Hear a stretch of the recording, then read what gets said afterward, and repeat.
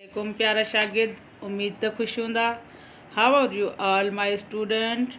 आऊं आहियां तव्हांजी उस्ताद शमा ख़ादिम। आऊं ॿिए दर्जे जे शागिर्दनि लाइ ही नंढड़ी कोशिशि करे रही आहियां।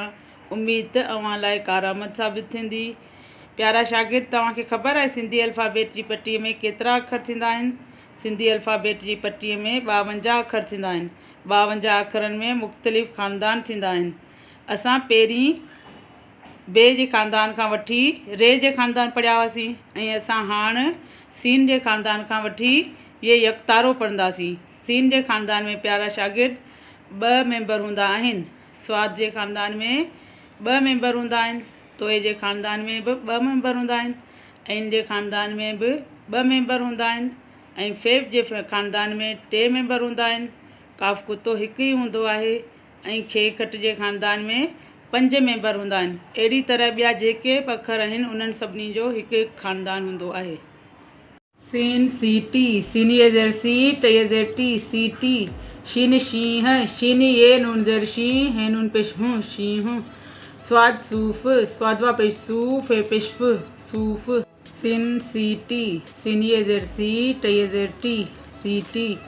शीन शींह, शीन ये नून ज़ेर शी, है नून पेश हूँ, शींह। स्वाद सूफ, स्वादवा पेश सू, फे पेश फ, सूफ। ज़्वाद ज़ईफ़, ज़्वाद ज़बर ज़, ऐन ये ज़ेर ई, फे पेश फ, ज़ईफ़। तोए तोतो, तोए वातो, तोए वातो, तोतो। ज़ोए ज़ालिम, ज़ोए लफ्ज़ा, लाम ज़ेर ले, मीम पेश में, ज़ालिम। ऐन ऐनक, ऐन ये ज़बर ए, नून ज़बर न, काफ ज़बर क, ऐनक।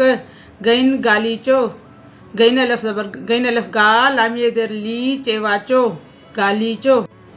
फे फानूस, फे लफा, नून वानू, सिन पेश स, फानूस। फे फीथो, फे ये ज़ेर फी, थे वाथो, फीथो। काफ कलम, काफ ज़बर क, लाम ज़बर ल, मीम पेश में, कलम। काफ किताब, काफ ज़ेर की, ते लफ्ता, बे पेश ब, किताब। खे खट, खे ज़बर ख, टे ज़बर ट, खट।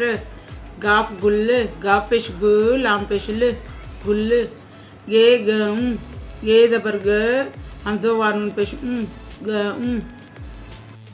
गे घोड़ो, गे वा घोड़, ए वाड़ो, घोड़ो। ङे सिंह, सिन ज़ेर से, ङे ज़बर ङ, सिंह। प्यारा शागिर्द, ङे हमेशा पोइ ईंदो आहे, पहिरीं न ईंदो आहे अखर जे। लाम लाटू, लाम अलफ ला, टे वानून पेश टू, लाटू। मीम मोर, मीम वा मोर, ए पेश र, मोर। नून नक, नून ज़बर न, का पेश क, नक। ने वण, वा ज़बर वण, ए पेश न, वण। वा वांगण, वा लफ वा, ङे ज़बर ङण, ए पेश न, वांगण। हे हाथी, हे लफ हाथ, हे ज़ेर थी, हाथी। हमज़ा ख़ाली सां को बि लफ़्ज़ शुरू न थींदो आहे। ये यकतारो, ये ज़बर यक, काफ ज़ेर क, ते लफ्ता, रे वारो, यकतारो। त अव्हांखे हर लफ़्ज़ ऐं उचार सम्झ में अची विया हूंदा। जीअं त आउं तव्हांखे सिंधी पढ़ाइण जी कोशिशि करे रही आहियां।